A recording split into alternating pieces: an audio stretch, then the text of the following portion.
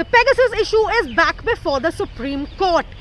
This morning, a plea was mentioned before the Apex Court saying that the committee appointed by the West Bengal government under former Supreme Court Judge Madan B. Lokur had in fact started its inquiry proceedings into allegations that Indian citizens, including residents of West Bengal, had been put under illegal surveillance.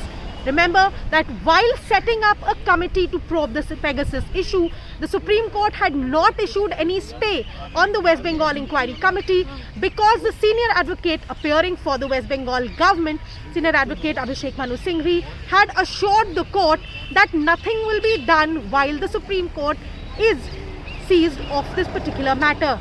But NGO Global Village Foundation, which had initially come to the Apex Court for a stay on the West Bengal government's decision and a stay on the proceedings by the West Bengal government appointed committee, has now claimed that the West Bengal committee, that is the Justice Lokur committee, has in fact issued notices to several persons to join their inquiry and is in fact proceeding with the inquiry.